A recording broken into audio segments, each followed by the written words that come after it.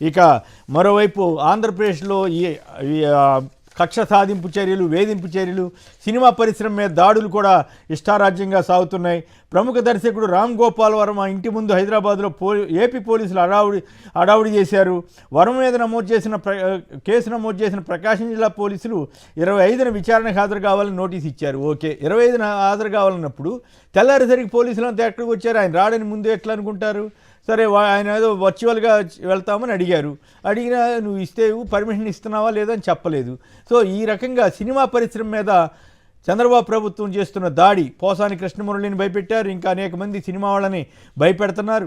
ఈ రకంగా చేయడం ద్వారా, కేసులు పెట్టడం ద్వారా ఒకవేళ లోకేష్ గారికి సంబంధించి అభ్యంతరకర వ్యాఖ్యలు చేస్తే మనం ఎవరు సమర్థించం.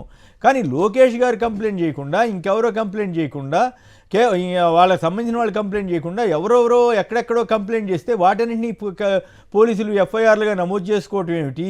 ఈ రకంగా సినిమా పరిశ్రమ వాళ్ళని కూడా వేధించడం ఏమిటి? ఇదంతా కూడా చాలా అధ్వాన్నంగా పరిస్థితి మారుతోంది. ఈ రకమైన కక్ష సాధింపు చర్యలు ఎంతవరకు కరెక్టో మనం చర్చలో మాట్లాడుకుందాం.